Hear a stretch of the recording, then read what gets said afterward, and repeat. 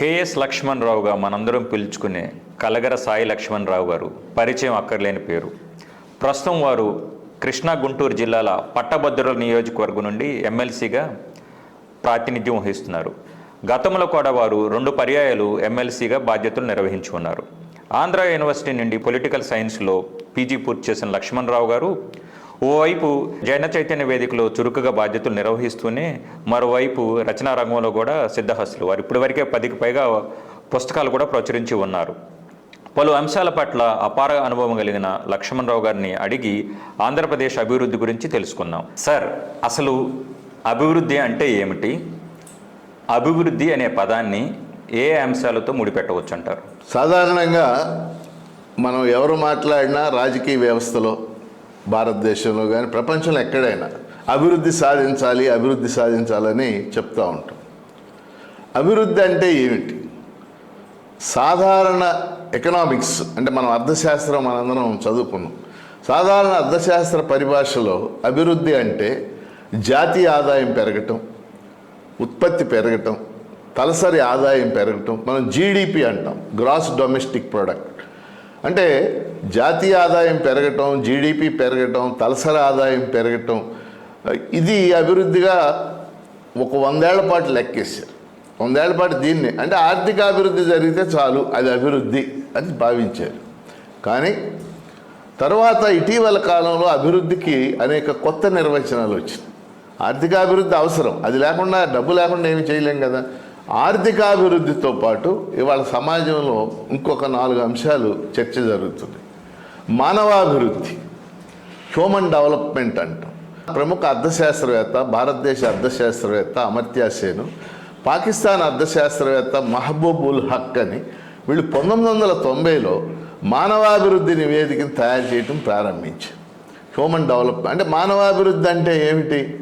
విద్య, ఆరోగ్యం, అక్షరాస్యత. అంటే ఒక సమాజంలో ప్రజల యొక్క విద్య ఎలా ఉంది, ఆరోగ్యం ఎలా ఉంది, అక్షరాస్యత ఏ విధంగా ఉంది, శిశు మరణాలు ఏ విధంగా ఉన్నాయి, మహిళల యొక్క స్థాయి అంటే అంతస్తు అంటాం, మహిళల అంతస్తు ఏ విధంగా ఉంది, ప్రజల కొనుగోలు శక్తి ఎలా ఉంది, ఈ అంశాలన్నింటినీ కలిపి హ్యూమన్ డెవలప్మెంట్ అంటారు. సో 1990లో మొట్టమొదటిసారిగా అమర్త్య సేన్ ఆధ్వర్యంలో ప్రపంచ మానవాభివృద్ధి నివేదిక విడుదలైంది. అప్పటి నుంచి ప్రతి ఏడు మానవాభివృద్ధి నివేదిక విడుదలవుతుంది. అలాగే భారతదేశ మానవాభివృద్ధి నివేదిక కూడా విడుదలవుతుంది. ఉదాహరణకి గత 30 ఏళ్ళుగా కూడా భారతదేశంలో మానవాభివృద్ధిలో మొదటి స్థానంలో కేరళే ఉంటాం. అంటే మానవాభివృద్ధిని కూడా పరిగణలోకి తీసుకోవాలి. కాబట్టి ఆర్థికాభివృద్ధి 1, 2 మానవాభివృద్ధి. 3వది లేటెస్ట్గా చెప్తుంది ఏంటంటే ఇంక్లూజివ్ గ్రోత్. ఇంక్లూజివ్ గ్రోత్ అంటే ఏంటంటే అభివృద్ధి అంటే కొద్దిగా పై స్థాయిలో ఉండేటటువంటి వాళ్ళు, లేకపోతే సమాజంలో క్రీమీ లేయర్స్ అంటాం, వాళ్ళ అభివృద్ధి కాదు. ఇంక్లూజివ్ అంటే దళితులు, గిరిజనులు, బలహీన వర్గాలు, మైనార్టీలు, మహిళలు, వీళ్ళందరి యొక్క అభివృద్ధి కూడా జరగాలి. దాన్ని ఇంక్లూజివ్ గ్రోత్ అంటున్నారు. అది జరగాలి. 3వది. 4వది సంక్షేమం. కాబట్టి ఇప్పుడు మనం 4 అభివృద్ధులు మాట్లాడాలి. 1 ఆర్థిక అభివృద్ధి జరగాలి, 2 మానవాభివృద్ధి జరగాలి, 3వది ఇంక్లూజివ్ గ్రోత్ జరగాలి, 4వది సంక్షేమం జరగాలి. సంక్షేమాన్ని కూడా మనం తక్కువ అంచనా వేయడానికి వెళ్ళేది. కాబట్టి ఈ 4 అభివృద్ధులు ఏ సమాజంలో అయితే బ్యాలెన్స్డ్గా సమతౌల్యంతో జరుగుతుందో ఆ సమాజం బాగా ముందుకెళ్ళడానికి అవకాశం. దీనికి మీకు బెస్ట్ ఎగ్జాంపుల్ చెప్పాలి అంటే మనకి ఐరోపా ఖండంలో స్కాండినేవియన్ దేశాలని ఉన్నాయి. అంటే నార్వే, స్వీడన్, డెన్మార్క్, ఫిన్లాండ్, ఈ దేశాల పేర్లు మీరు వినుంటారు. ప్రపంచంలో అభివృద్ధి, నిజమైన అభివృద్ధి అంటే ఏంటనేది ఆ దేశాలు చెప్తుంది. యుఎన్ఓ విడుదల చేస్తున్న మానవాభివృద్ధి నివేదికలో మొదటి 5 స్థానాలు ఎప్పుడు ఈ 4 దేశాలే ఉంటుంది. ఫిన్లాండ్, ఇప్పుడు మనం ఫిన్లాండ్ గురించి మనం వింటాం, ఫిన్లాండ్ విద్యారంగం అత్యున్నతమైనది అని చెప్పేసి. అలా ప్రపంచంలో సంతోషంగా ఉండే దేశాలను ఒక లిస్ట్ తయారు చేస్తారు, హ్యాపీగా ఉండే. అందులో కూడా ఫిన్లాండ్ ఫస్ట్ ప్లేస్లో ఉంటుంది. ఆ కారణం ఏంటంటే ఈ 4 రకాల అభివృద్ధులు అక్కడ బ్యాలెన్స్డ్గా సమతౌల్యంతో జరుగుతున్నాయి. కాబట్టి ఈరోజు అభివృద్ధి అంటే ఈ 4 అంశాలు ఎక్కడైతే అమలు జరుగుతాయో అది నిజమైన అభివృద్ధిగా మనం పరిగణనలోకి తీసుకోవచ్చు. అద్భుతంగా చెప్పారు సార్ అభివృద్ధి గురించి. సార్ మోరోవర్ సార్ ఇప్పుడు మీరు అభివృద్ధి అంశాలు చెప్పారు సార్. ఈ అంశాలని ప్రభావితం చేసే ఏ విషయాలు ఉంటాయి సార్ జనరల్గా? అంటే అభివృద్ధి ఈ 4 అంశాలు కూడా ముందుకు వెళ్ళాలి అంటే ఏ సమాజంలో అది రాజకీయ వ్యవస్థ మీద ఆధారపడి, ఎస్, రాజకీయ వ్యవస్థలో తీసుకునేటటువంటి నిర్ణయాలు అభివృద్ధిని ప్రభావితం చేస్తూ ఉంటాయి. ఉదాహరణకి మన దేశంలో 1950 నుంచి 90 దాకా ప్రభుత్వ రంగానికి ప్రాధాన్యత ఉంటే అభివృద్ధి క్రమం జరిగింది. ఎవరు చేశారు? ఆనాడున్న రాజకీయ వ్యవస్థ, నెహ్రూ వీళ్ళంతా చేసి. 1990 నుంచి ఇప్పటిదాకా ఆర్థిక సంస్కరణలు అమలు జరుగుతుంది. ఆర్థిక సంస్కరణలు ఎవరు ప్రారంభించారు? భారతదేశంలో ఉన్న రాజకీయ వ్యవస్థ, ఆనాడు పివి నరసింహారావు, మన్మోహన్ సింగ్. కాబట్టి ఒక దేశంలో కానీ ఒక రాష్ట్రంలో కానీ ఓ ప్రాంతంలో కానీ అభివృద్ధిని ప్రధానంగా ప్రభావితం చేసేది అప్పుడు రాజకీయ వ్యవస్థలో తీసుకునే నిర్ణయాలు.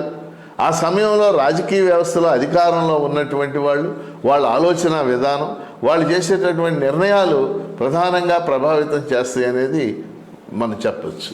సార్ ఇక మన రాష్ట్రానికి వచ్చేసరికి రాష్ట్ర విభజనతో నష్టపోయిన ఆంధ్రప్రదేశ్కి ప్రత్యేక హోదా కావాలనేది మనందరి చిరకాల కోరిక సార్.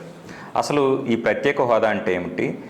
దీన్ని పొందటానికి రాష్ట్రాలలో ఉండవలసిన పరిస్థితులు ఏమిటి?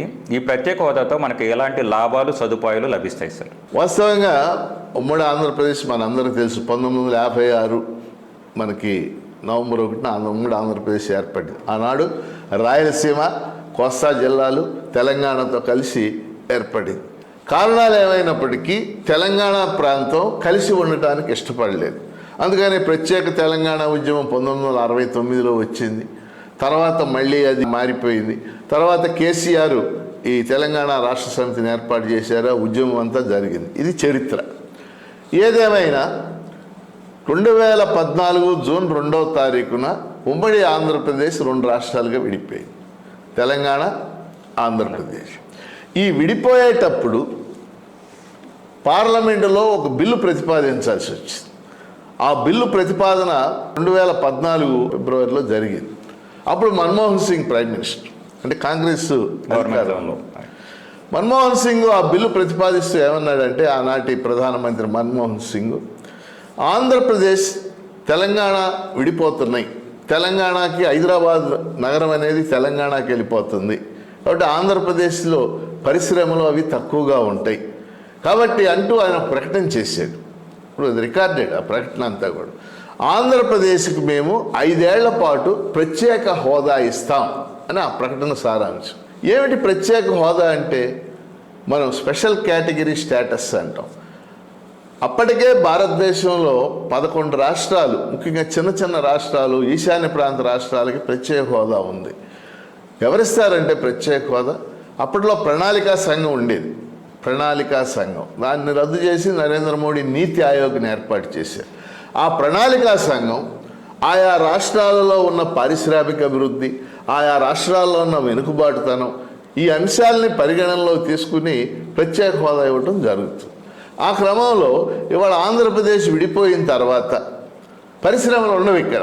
కారణం ఏంటంటే, మనం ఆంధ్రప్రదేశ్ విడిపోయాక ఈరోజు మనం చూస్తున్నాం శ్రీకాకుళం నుంచి చిత్తూరు దాకా, అనంతపురం దాకా కాస్త పెద్ద పరిశ్రమలు ఉన్నటువంటి ఏకైక నగరం విశాఖపట్నం మాత్రం. మిగిలిన ఏ జిల్లాలో కూడా ఒక 5,000 మంది పనిచేసే భారీ పరిశ్రమ ఒకటి కూడా లేదు. ఉదాహరణ మన గుంటూరు జిల్లా ఉంది. మన గుంటూరు ఉమ్మడి జిల్లాను మనం తీసుకుంటే ఒక 500 మందో 1000 మందో పనిచేసే పరిశ్రమ ఒకటి కూడా లేదు. అవును సార్. పరిశ్రమల ద్వారా మాత్రమే ఎంప్లాయ్మెంట్ జనరేషన్ అనేది జరుగుతుంది. ఈ క్రమంలో మన్మోహన్ సింగ్ గారు ఏమన్నారంటే, ఆంధ్రప్రదేశ్కి ఈ పరిశ్రమలు లేని అన్యాయం జరుగుతుంది కాబట్టి మేము ప్రత్యేక హోదా ఇస్తాం అని ప్రకటించాం. చాలా సంతోషించాం. పోనీ రాష్ట్రం విడిపోయింది అంటే ఏమిటి ప్రత్యేక హోదా రావటం వలన ఉపయోగాలు ఏంటంటే, ప్రత్యేక హోదా ఉన్నటువంటి రాష్ట్రాలకి పెట్టుబడులు వస్తాయి. అంటే పారిశ్రామికవేత్తలు ఇక్కడికి వచ్చి పెట్టుబడులు పెడతారు. పెట్టుబడులు పెట్టడం అంటే ఏంటి? పరిశ్రమలు పెడతారు. వాళ్ళకి ప్రత్యేకమైన రాయితీలు ఇవ్వబడతాయి, ట్యాక్స్ రాయితీలు ఇవ్వబడతాయి, ఇన్కమ్ ట్యాక్స్ రాయితీలు ఇవ్వబడతాయి. కస్టమ్స్కి సంబంధించి, అంటే ఇతర దేశాల నుంచి మెషినరీ అవి దిగుమతి చేసుకోవాలంటే కస్టమ్స్ సుంకం అని కట్టాలి. ఆ కస్టమ్స్కి సంబంధించినటువంటి రాయితీలు ఇవ్వబడతాయి. అలాగే ఆ ప్రత్యేక హోదా పొందినటువంటి రాష్ట్రాల్లో భూములు, పరిశ్రమలు పెట్టుకోవడానికి భూములు, మౌలిక వసతులు, భూములు, కరెంటు, ఈ మౌలిక వసతులన్నీ కూడా కల్పించబడతాయి. ఒక మాటలో చెప్పాలంటే ప్రత్యేక హోదా కనుక ఉన్నట్లయితే పారిశ్రామికవేత్తలు దేశవ్యాప్తంగా కానీ ప్రపంచవ్యాప్తంగా కానీ ఆ రాష్ట్రానికి వచ్చి పెద్ద ఎత్తున పరిశ్రమలు పెట్టడానికి అవకాశం ఉంటుంది. కారణం రాయితీలు రావటం అన్నమాట. పన్నుల రాయితీలు కానీ ఇతర రాయితీలు, మౌలిక వస్తువులకు సంబంధించిన రాయితీలు కానీ రావడానికి అవకాశం ఉంది. కాబట్టి ఆ రకంగా ప్రత్యేక హోదా మన్మోహన్ సింగ్ ప్రకటించాక సరే రాష్ట్రం ఇడిపోయి నష్టం పోయాం, కనీసం ప్రత్యేక హోదా వస్తుందని భావించాం. ఈ బిల్లు పాస్ అయ్యాక చట్టం అయిపోయింది. అయిపోయిన తర్వాత మే నెలలో జరిగిన ఎన్నికల్లో, 2014 మేలో జరిగిన ఎన్నికల్లో కాంగ్రెస్ ఓడిపోయింది. అంటే మన్మోహన్ సింగ్ తన పదవిని కోల్పోయి ఆ స్థానంలోకి నరేంద్ర మోడీ నాయకత్వాన్ని ఉన్నటువంటి భారతీయ జనతా పార్టీ అధికారంలో. ఇక్కడ మనం అర్థం చేసుకోవాల్సింది ఏంటంటే హామీ ఇచ్చింది ప్రత్యేక హోదా పార్లమెంటు సాక్షిగా. పార్లమెంటులో ఒక హామీ ఇచ్చారు అంటే అది రికార్డెడ్. నెక్స్ట్ వచ్చేటటువంటి వాళ్ళు దాన్ని అమలు చేయాలి. రెండోది మన్మోహన్ సింగ్ ఆయన వ్యక్తిగత హోదాలో ఈ హామీ ఇవ్వలేదు, ప్రధానమంత్రి హోదాలో ఇచ్చాడు. కాబట్టి నెక్స్ట్ ప్రధానమంత్రి ఆ హామీని అమలు చేయాలి. ఇది 2014, ఇది 2024. ఈ 10 ఏళ్ల చరిత్ర మనం పరిశీలిస్తే నరేంద్ర మోడీ ప్రభుత్వం ఎట్టి పరిస్థితుల్లో ఆంధ్రప్రదేశ్కి ప్రత్యేక హోదా ఇవ్వటానికి అంగీకరించలేదు. కుంటి సాకులు చెప్పింది. ప్రణాళికా సంఘం లేదు. ప్రణాళికా సంఘం లేకపోతే ఏముంది, నీతి ఆయోగ్ ఉంది కదా. అలాగే నేషనల్ డెవలప్మెంట్ కౌన్సిల్ అని ఉంది, వాళ్ళు రికమెండ్ చేయొచ్చు, వాళ్ళ ద్వారా ఇవ్వచ్చు. ఏ రాష్ట్రానికి ఇవ్వదలుచుకోలేదు. ఈ కౌర్లన్నీ చెప్పుకుంటూ వచ్చారు. కాబట్టి ప్రత్యేక హోదా ఇవ్వకుండా నరేంద్ర మోడీ కేంద్ర ప్రభుత్వం గత 10 ఏళ్లుగా ఆంధ్రప్రదేశ్ను మోసం చేసి ప్రజలు మోసపోయారు. ఈరోజు కాంగ్రెస్ పార్టీ నిన్న ఎన్నికల మేనిఫెస్టో కాంగ్రెస్ అధ్యక్షుడు మల్లికార్జున ఖర్గే రిలీజ్ చేశారు. అందులో సాధారణంగా రాష్ట్రాలకు సంబంధించిన విషయాలు పెట్టరు, కానీ కాంగ్రెస్ చాలా స్పష్టంగా మేము గెలిస్తే ఆంధ్రప్రదేశ్కి ప్రత్యేక హోదా ఇస్తాం అని స్పష్టమైనటువంటి ప్రకటన చేసింది. అది ప్రత్యేక హోదాకు ఉన్నటువంటి నేపథ్యం. ఆ రోజు కాంగ్రెస్ ప్రభుత్వం రాష్ట్ర విభజన చేసినప్పటికీ ఈ ప్రక్రియను మొత్తం ప్రతిపక్షంలో ఉన్న భాజపా ఒప్పుకుంది, దీనికి మద్దతు తెలిపింది. ప్రస్తుతం మోరోవర్ ఇప్పుడు మనకున్న రాష్ట్ర ప్రభుత్వాలు, గతంలో చంద్రబాబు నాయుడు గారి ప్రభుత్వం కావచ్చు, ఇప్పుడు జగన్ ప్రభుత్వం కావచ్చు, కేంద్ర ప్రభుత్వానికి పూర్తిగా మద్దతు తెలుపుతున్నారు. ఎంత సహకరిస్తున్నా కూడా ప్రత్యేక హోదాని వారు ఇవ్వకపోవడానికి వాళ్ళకున్న ఇన్హిబిషన్ ఏంటి సార్? ప్రత్యేక హోదా ఆయన ఇస్తా అన్నాడు. సో 2014 జూన్ 2 రాష్ట్రం విడిపోయింది. అప్పటికే మన రాష్ట్రంలో ఎన్నికలు జరిగినాయి. చంద్రబాబు నాయుడు గారు పార్టీ అధికారంలోకి వచ్చింది. అంటే బహుశా రాష్ట్ర ప్రజలు ఈ సీనియర్ నాయకుడు విభజన వలన మేము నష్టపోయాం కాబట్టి ఆయన గెలిపించారు. అది ప్రజల ఇష్టం. జూన్ 8న ఆయన ప్రమాణ స్వీకారం చేశారు. జూన్ 8, 2014 నుంచి 2019 మే దాకా ఆయన అధికారంలో ఉన్నాడు. ఆయన ప్రత్యేక హోదాకు సంబంధించి కేంద్ర ప్రభుత్వం మీద ఎలాంటి ఒత్తిడి తేకపోగా మధ్యలో కేంద్ర ప్రభుత్వం ఏం చేసిందంటే బయట నుంచి ఆందోళనలు జరుగుతున్నాయి కాబట్టి ప్రత్యేక హోదా కాదు, ప్రత్యేక ప్యాకేజ్ ఇస్తాం అని ప్రకటించి ప్రత్యేక ప్యాకేజీ అని చెప్పింది. మనం అంత దుర్మార్గం అంటే ఆ ప్రత్యేక ప్యాకేజీ కింద చెప్పింది కూడా ఏది అమలు చేయలేదు. పైగా ఆ రోజున ఏమన్నాడు చంద్రబాబు నాయుడు, ప్రత్యేక ప్యాకేజీ చాలా గొప్పది, హోదా కంటే కూడా ఇది చాలా గొప్పది అన్నాడు. హోదా లేదు, ప్రత్యేక ప్యాకేజీ లేదు, మొత్తం మోసపోయాం మనం. కాబట్టి చంద్రబాబు నాయుడు ఆ విధంగా మోసం చేసి, చంద్రబాబు నాయుడు అధికారంలో ఉన్న 5 ఏళ్ళు కూడా జగన్మోహన్ రెడ్డి గారు ప్రతిపక్ష నాయకుడు. ఆయన ప్రత్యేక హోదా కోసం పెద్ద ఎత్తున మీకు తెలుసు ఆందోళన చేశాడు. మన గుంటూరులో కూడా మిర్చి యార్డు దగ్గర ఆయన నిరాహార దీక్ష చేశాడు. ఇంకా చాలా చోట్ల చేశాడు, రాష్ట్రం అంతా తిరిగాడు. మీరు నాకు 25 మంది ఎంపీలను గెలిపించేవాడు, ప్రత్యేక హోదా లేకపోతే నన్ను అడగండి అని జగన్మోహన్, ఇవన్నీ రికార్డెడ్ మాటలు అన్నాడు. 2019 మేలో జరిగిన ఎన్నికల్లో జగన్మోహన్ రెడ్డి గారు 25 లోక్సభ సీటుల్లో 22 లోక్సభ సీట్లు గెలిపొందాడు. అంటే 25 కాకపోయినా దాదాపు 25 వచ్చింది. ఈ 5 ఏళ్ళు ఏం జరిగింది? జగన్మోహన్ రెడ్డి గారు మాట్లాడకపోవడం అట్లా ఉంచి అసలు ఒక్కసారి కూడా నరేంద్ర మోడీని ఏదో లెటర్ పట్టుకెళ్ళి దాని మీద రాసి ఇవ్వటం కాదు, మాకు ప్రత్యేక హోదా ఇవ్వాల్సిందే. పైగా ఏమన్నాడు జగన్మోహన్ రెడ్డి గారు, నేనేం చేయను, ఆయన అక్కడ పూర్తి మెజార్టీతో గెలిచేసాడు. కానీ ప్రజాభిప్రాయాన్ని మౌళ్ళు చేయాలి కదా, అఖిలపక్ష సమావేశాన్ని ఏర్పాటు చేయాలి కదా, అఖిలపక్షాన్ని ఢిల్లీ తీసుకెళ్ళాలి, అసలు ప్రయత్నం అనేది జరగాలి కదా. ఎలాంటి ప్రయత్నం కూడా చేయలేదు.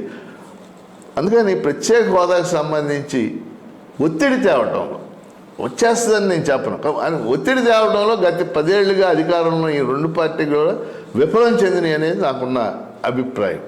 ఇంకొకటి మీరేం అడిగారంటే ఎందుకు ఇవ్వటం లేదు అని చెప్పేసి, మీరు ఒకటే గుర్తుపెట్టుకోండి, నరేంద్ర మోడీ కానీ అమిత్ షా కానీ వాళ్ళిద్దరూ ప్రధాన పాత్ర జాతీయ రాజకీయాలు. ఒక రాష్ట్రంలో వాళ్ళకి ప్రయోజనాలు ఉంటేనే ఏ పని అయినా చేస్తారు. ఒక రాష్ట్రంలో వాళ్ళకి ప్రయోజనాలు ఉంటేనే ఏ పని అయినా చేస్తారు. ఈ రాష్ట్రంలో వాళ్ళకి ఏముంది ప్రయోజనం? లాస్ట్ ఎలక్షన్లో వాళ్ళకి 0.5% ఓట్లు వచ్చింది. పైగా ఈ రాష్ట్రంలోనూ 2 పార్టీలు ఆయన్నే అంటగాగుతుంది. అందుకని వాళ్ళకి ప్రత్యేకంగా ఆంధ్ర గురించి చేయాలి. ఇప్పుడు అదే కర్ణాటక ఉంది. కర్ణాటకలో మీరు 2 ఏళ్ల క్రితం బడ్జెట్లో వాళ్ళు అడగకుండానే మెట్రో రైలు ప్రతిపాదించారు. ఎందుకంటే కర్ణాటకలో వాళ్ళకి స్టేక్స్ ఉంది, మహారాష్ట్రలో వాళ్ళకి స్టేక్స్ ఉంది, లేదా ఒడిశాలో అధికారంలోకి రావడానికి అవకాశం ఉంది. కానీ ఆంధ్రాలో ఏముంది? అందుకని ఆంధ్రప్రదేశ్ ప్రజలంటే ఒక చిన్న చూపు కేంద్రం అధికారంలో భారతీయ జనతా పార్టీ ప్రభుత్వం అన్యాయం చేసిందనేది ఈ ప్రత్యేక హోదా విషయంలో నాకున్న అభిప్రాయం. సార్, ప్రత్యేక హోదాతో పాటు విభజన చట్టంలో పలు హామీలు కూడా ఉన్నాయి సార్. ఈ హామీల అమలు తీరుపై కేంద్ర రాష్ట్ర ప్రభుత్వాలు విరుద్ధ ప్రకటన, వారేమో మేము అది చేసాం ఇది చేసాం అంటూ ఉంటారు, వీళ్ళేమో అసలు ఏం చేయలేదు అంటుంటారు. అసలు ప్రజలకు తెలియాల్సిన వాస్తవాలు మీరు చెప్పండి సార్. ఆంధ్రప్రదేశ్ని విభజించడానికి ఇందాక మీకు చెప్పాను, ఒక చట్టం చేశాను. ఆ చట్టం కన్నా అఫీషియల్ నేమ్ ఏంటంటే ఏపీ రీఆర్గనైజేషన్ యాక్ట్ 2014, అంటే ఆంధ్రప్రదేశ్ పునర్వ్యవస్థీకరణ చట్టం 2014, ఆంధ్రప్రదేశ్ విభజన చట్టం అని కూడా దాన్ని మామూలు భాషలో మనం ఆంధ్రప్రదేశ్ విభజన చట్టం. ఈ చట్టంలో ఏం చేశారంటే ఆ రోజు ఉన్నటువంటి ప్రభుత్వం ఆంధ్రప్రదేశ్ని విభజన చేయడంతో పాటు రకరకాల ఆస్తుల విభజన ఇవన్నీ ఎలా చేయాలో ఇటు పట్టు ఆంధ్రప్రదేశ్ నష్టపోతుంది కాబట్టి ఆంధ్రప్రదేశ్కి మేము కొన్ని హామీలు ఇస్తున్నాం, వీటినే మనం విభజన హామీలు అన్నాం. ఏమిటి ఆ హామీలు? ఆ చట్టంలో ఉన్న ఒక 10 ప్రధానమైనటువంటి అంశాలు చెప్తాను. మొదటి అంశం ఏంటంటే రాజధాని నిర్మాణానికి కేంద్రం సహాయం అందించాలి. రాజధాని అక్కడ ఇక్కడ 3 రాజధానులు అది కాదు పాయింట్. రాజధాని నిర్మాణం ఒకటి ప్రారంభించాడు చంద్రబాబు నాయుడు. ప్రారంభించి 47,000 కోట్లు ఖర్చు అవుతుందని ఆయన నివేదిక పంపించాడు. ఎవరికి? కేంద్ర ప్రభుత్వానికి 47,000 కోట్లు. ఇదిగో ఈ ప్లాన్ ఉంది. ఎందుకంటే రాజధానికి శంకుస్థాపన చంద్రబాబు నాయుడు గారు ప్రధానమంత్రి చేత చేయించారు. మీకు గుర్తున్నట్టయితే 2015 అక్టోబర్ 22 విజయదశమి రోజున ఉద్దండు రాయనపాలెం దగ్గర రాజధానికి శంకుస్థాపన చేయించాడు చంద్రబాబు. అవును సార్. ఆ శంకుస్థాపన చేయించిన మట్టి గుట్ట అక్కడ చక్కగా ఉంది, దాని మీద ఇప్పుడు మొక్కలు మొలుస్తుంది. మోడీ గారు కూడా తీసుకొచ్చారు. అదే ఆ మట్టి అదంతా అందరూ వేశారు, అది ఇంత గుట్ట అయ్యింది. ఆ గుట్ట ఇంకా అక్కడే ఉంది. సో రాజధాని నిర్మాణానికి 47,000 కోట్లు ఈయన ప్రతిపాదనలు పెట్టి ఎంత ఇచ్చారు? వాళ్ళు 1,500 కోట్లు ఇచ్చారు అంతే. అది వదిలేదు. రెండోది Polavaram project section 90, Polavaram project మొత్తం నిర్మాణ బాధ్యత కేంద్రానిదే. పునరావాసం, పునర్నిర్మాణం, అటవీ అనుమతులతో సహా కేంద్రానిదే బాధ్యత. ఆ చట్టంలో రాయబడి పునరావాసం అంటే ప్రజలు దాదాపు 200-300 గ్రామాలు మునిగిపోతాయి. అక్కడ 105,000 కుటుంబాలు నిర్వాసితులు అవుతారు. వాళ్ళ పునరావాసం చేయాల్సిన బాధ్యత కేంద్రానిది. పునర్నిర్మాణం అక్కడ వాళ్ళకి ఇళ్ళు అవి కట్టించడం కేంద్రానిదే బాధ్యత. అటవీ అనుమతులు ఇవన్నీ తేవాలి. సో కేంద్రం పోలవరం ప్రాజెక్టు ఎవరు నిర్మించాలి? చట్టం ప్రకారం కేంద్ర ప్రభుత్వం. కానీ మధ్యలో రాష్ట్రాలు దూరింది. రాష్ట్రాలు ఎందుకు దూరతాయో మీకు తెలిసేది. ప్రాజెక్టుల్లో పెద్ద ఎత్తున కమిషన్లు వస్తాయి. 10% కమిషన్లు తీసుకుంటే 100 కోట్లు వస్తాయి. అనవసరం కదా వీళ్ళకి. చంద్రబాబు నాయుడికి ఎందుకు పోలవరం ప్రాజెక్టు? ఇదిగో కేంద్రానికి బాధ్యత, కేంద్రమే మాకు కట్టించి ఇవ్వాలా, పునరావాసం వాళ్ళది బాధ్యత అంటే అయిపోయేది. ఇప్పుడు వీళ్ళిద్దరూ నువ్వు కట్టావా అసలు వీళ్ళిద్దరూ కట్టకూడదు ఆ చట్టం ప్రకారం. సరే, అది పోలవరం పూర్తి కాదు. అది రెండో పాయింట్. మూడోది, ఆంధ్రప్రదేశ్లో ఈ చట్టం 7 జిల్లాలని వెనుకబడిన జిల్లాలుగా గుర్తించింది. ఉత్తరాంధ్రలో ఉన్న 3 జిల్లాలు శ్రీకాకుళం, విజయనగరం, విశాఖపట్నం, రాయలసీమలో ఉన్న కడప, కర్నూలు, అనంతపురం, చిత్తూరు, ఈ 7 జిల్లాలని వెనుకబడిన జిల్లాలుగా గుర్తించి వీటికి ప్రత్యేక ప్యాకేజీ ఇవ్వాలని చెప్పి వీటి అభివృద్ధి కోసం అంటే సుమారు బుందేల్ఖండ్ తరహాలో 24,000 కోట్లు ప్యాకేజీ ఇవ్వాలి. దాన్ని కేవలం 1050 కోట్లు ఇచ్చారు, చేతులు దులిపేసుకుని. ఇక్కడ జరిగింది ఏమీ లేదు. ఇది మూడో అంశం. ఇప్పుడు చెప్పబోయే చాలా ముఖ్యమైనది. ఈ చట్టంలో షెడ్యూల్ 13 అని ఉంది. ఆ షెడ్యూల్ 13లో కడపలో ప్రభుత్వమే ఒక భారీ ఉక్కు కర్మాగారాన్ని నిర్మించాలి. ప్రభుత్వం అంటే ఏ ప్రభుత్వం? కేంద్ర ప్రభుత్వం. విశాఖపట్నం అంతా ఒక భారీ ఉక్కు కర్మాగారాన్ని కడపలో నిర్మించాలి. Steel authority of India limited ఆధ్వర్యంలో నిర్మించాలి. నిజంగా కడప ఉక్కు కర్మాగారం నిర్మించుంటే రాయలసీమ మొత్తం మారిపోయేది. అలాగే దుగ్గరాజపట్నం దగ్గర ఒక భారీ ఓడరేవుని నిర్మించాలి.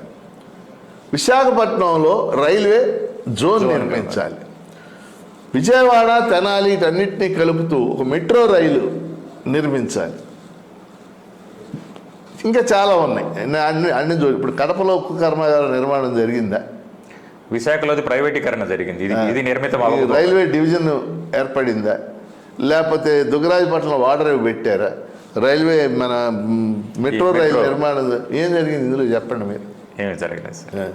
మరి ఆ చట్టంలో ఉన్నాయి కదా. చట్టం కావాలంటే మనం ప్రేక్షకులకు తీసి చూపించవచ్చు. మరి న్యాయమా అన్యాయమా? అంటే విభజన చట్టం హామీల్లో ప్రధానమైన హామీలు అవి కూడా నెరవేరలేదు. 1-2 నెరవేరినాయి. మరి ఉన్నది ఉన్నట్టు మనం మాట్లాడుకోవాలి. 11 జాతీయ స్థాయి విద్యా సంస్థలు ఆంధ్రాలో పెడతామని చెప్పారు. 11 జాతీయ. ఎందుకంటే మనకి ఉమ్మడి రాష్ట్రం ఉన్నప్పుడు జాతీయ విద్యా సంస్థలు అంటే ఐఐటి, ఎన్ఐటి, ఐఐఎం ఇవన్నీ తెలంగాణలో ఉన్నాయి తప్పితే ఆంధ్రాలో లేవు. 11 జాతీయ స్థాయి విద్యా సంస్థలు పెడతామన్నారు. పెడతామని పెట్టారు ఆ విద్యా సంస్థలు. ఇప్పుడు ఉదాహరణకి తిరుపతిలో ఐఐటి పెట్టారు, విశాఖపట్నంలో IIM Indian institute of management పెట్టారు, తాడేపల్లిగూడెంలో ఎన్ఐటి పెట్టారు. అలాగే మన మంగళగిరిలో AIIMS all India institute of medical sciences కట్టారు. చాలా బ్రహ్మాండంగా నిర్మించారు. అట్లాగే మనకి సెంట్రల్ యూనివర్సిటీ అనంతపురంలో పెట్టారు. ఇప్పుడు ట్రైబల్ యూనివర్సిటీ విజయనగరంలో పెట్టారు. కాబట్టి ఈ 11 జాతీయ విద్యా సంస్థల్లో కనీసం 10 సంస్థలు ప్రారంభించారు. నిధులు తగినంత ఇవ్వలేదు. నిధులు వాస్తవంగా ఈ 10 ఏళ్లలో అక్కడ నిధులు దాదాపు 12,000 కోట్లు ఇవ్వాలి, ఇప్పుడు 3,000 కోట్లు ఇచ్చారు. ఏదైనా ప్రారంభమైనవి, అంతవరకు సంతోషం. కానీ కడపలో ఉక్కు కర్మాగారం కానీ, విశాఖపట్నంలో రైల్వే జోన్ కానీ, లేకపోయినట్లయితే దుగ్గరాజపట్నంలో ఓడరేవు కానీ, వీటి వల్ల కదా పారిశ్రామికీకరణ జరిగేది. నిజంగా ప్రత్యేక హోదా కూడా ఇచ్చి ఇవి కూడా ఏర్పడి పారిశ్రామికీకరణ జరిగితే ఈరోజు ఆంధ్రప్రదేశ్ ఈ పరిస్థితి ఉండేది కాదు.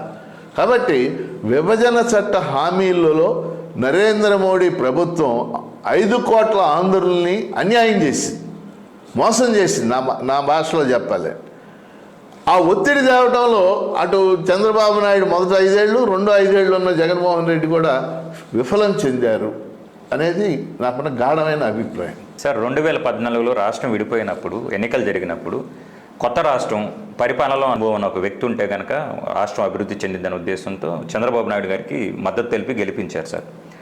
వారి రాజకీయ అనుభవం రాష్ట్ర అభివృద్ధిలో ఏ విధంగా దోహదపడింది? ఆ పీరియడ్లో 2014 నుంచి 2019 వరకు ఆంధ్రప్రదేశ్లో జరిగిన అభివృద్ధి ఏమంటారు సార్? నిజాయితీగా మనం మాట్లాడుకున్నాం. 2014 చంద్రబాబు నాయుడు గారు గెలవటానికి ప్రధానమైన కారణం ఇందాక కూడా మనం మాట్లాడుకున్నాం. ప్రజలు ఏం భావించారు? ఎందుకంటే మీరు 2014 ముందు మన రాష్ట్రం ఉమ్మడి రాష్ట్రంగా ఉన్నప్పుడు కొన్ని బై ఎలక్షన్స్ జరిగింది. వైఎస్ఆర్ కాంగ్రెస్ పార్టీ పెట్టాక ఆ బై ఎలక్షన్స్ అన్నిటిలో వైఎస్ఆర్ కాంగ్రెస్ పార్టీ గెలిచింది. కానీ 2014 రాష్ట్రం విడిపోగానే ప్రజల యొక్క ఆలోచనలో మార్పు వచ్చింది. మనం నష్టపోయాం రాష్ట్రం విడిపోయి. కాబట్టి ఒక అనుభవజ్ఞుడైన నాయకుడు మన ముందున్నాడు. అతనా జగన్మోహన్ రెడ్డి అనుకున్నప్పుడు చంద్రబాబు నాయుడు గెలిపించారు. ప్రజల ఇష్టం అది. ఎవరు గెలిపిస్తారనేది ప్రజల ఇష్టం. కాబట్టి చంద్రబాబు గారు గెలిచాడు. 2014 నుంచి 2019 దాకా ఆయన అధికారంలో ఉన్నాడు. ఏమిటి 5 ఏళ్లలో ఆయన చేసినటువంటిది? ఒక ముక్కలో చెప్పాలంటే ఆయన మొత్తం ఈ 5 ఏళ్ళు కూడా మొత్తం అభివృద్ధి అనేటటువంటి పదాన్ని మొత్తాన్ని కూడా దేని చుట్టూ తిప్పాడు? రాజధాని చుట్టే తిప్పాడు. భూములు సమీకరణ చేయడం, అసలు రాజధాని అనేది లేకపోతే ఈ భూమి తలకిందులు అయిపోద్ది అన్నట్టు మాట్లాడాడు. ప్రజల మానసిక స్థితి కూడా ఏమైందంటే మనం హైదరాబాద్ లాంటి మహానగరాన్ని మనం కోల్పోయిన మాట వాస్తవం. అంత మహానగరాన్ని ఈయన కడతానంటున్నాడు. మరి బ్రహ్మాండమైనటువంటి అంతర్జాతీయ గ్లోబల్ నగరాన్ని కడతానంటున్నాడు. సింగపూర్ ఒప్పందాలు కుదుర్చుకున్నాడు. వీటన్నిటి వల్ల అద్భుతాలు జరిగిపోతాయని ప్రజలు భావించారు. మనం ఒకటే గుర్తుపెట్టుకోవాలి, చరిత్రలో Rome is not built in a day. హైదరాబాదుని ఈరోజు వీళ్ళు కాదు, నైజాం నవాబు సంబంధించినటువంటి సాలార్ జంగ్ మొదలైన వాళ్ళు బోల్డ్ అభివృద్ధి చేశారు. నేను ఆయన పొగడతల్లా, కానీ మనం ఉన్నది ఉన్నట్టు ఇప్పుడు మీరు ఎవరన్నా ఉస్మానియా యూనివర్సిటీకి వెళ్ళండి, ఉస్మానియా యూనివర్సిటీలో ఆర్ట్స్ కాలేజ్ అన్న ఒక అద్భుతమైన కట్టడం అనమాట. అది నైజాం నవాబు కట్టాడు. ఇప్పుడు హైకోర్టు బిల్డింగ్ ఉంది తెలంగాణలో, నైజాం నవాబు కట్టాడు. ఆ తర్వాత స్వాతంత్రం వచ్చాక హైదరాబాద్లో ఏం జరిగిందంటే 1950కి 70కి మధ్య అక్కడ బోర్డు ఒక 20-30 ప్రభుత్వ రంగ సంస్థలు పెట్టారు, పరిశ్రమ, పెద్ద పెద్ద పరిశ్రమ. మీకు తెలుసు కదా, బిహెచ్ఈఎల్, ఈసీఐఎల్, మిదాని, లేదా హెచ్ఎంటి, ఇట్లాంటి పెద్ద పెద్ద పరిశ్రమలు పెట్టారు. ఆ పరిశ్రమల్లో పనిచేయటానికి ఆనాడు 23 జిల్లాల నుంచి ఉన్నటువంటి చదువుకున్న యువకులు హైదరాబాద్ వలసలో వెళ్ళేసి, ఇప్పుడు మనం కూకట్పల్లి కాలనీ, ఎస్ఆర్ నగర్, ఇవన్నీ ఇలా వెళ్ళినటువంటి వాళ్ళు అంతా. అవును సార్. ఆ తర్వాత హైదరాబాద్ ప్రభుత్వ రంగ సంస్థల వల్ల డెవలప్ అయిన తర్వాత రాజశేఖర రెడ్డి గారు వచ్చి ఔటర్ రింగ్ రోడ్ అన్నాడు, చంద్రబాబు నాయుడు వచ్చి హైటెక్ సిటీ అన్నాడు. వాళ్ళు తలవ చేస్తే అది మహానగరమే. నా పాయింట్ మీకు అర్థమై ఉంటుంది. ఒక్క రోజులో అది నిర్మాణం జరుగుతుంది. ఈయనేమో నేను అంతర్జాతీయ నగరాన్ని కట్టేస్తాను, అది కట్టేస్తాను, సింగపూర్ వాళ్ళతో కట్టేస్తాను. ఏమిటి కట్టింది? భూ సమీకరణ చేసి ఆ భూముల్ని ప్రైవేట్ వాళ్ళకి పంచడానికి ట్రై చేశారు.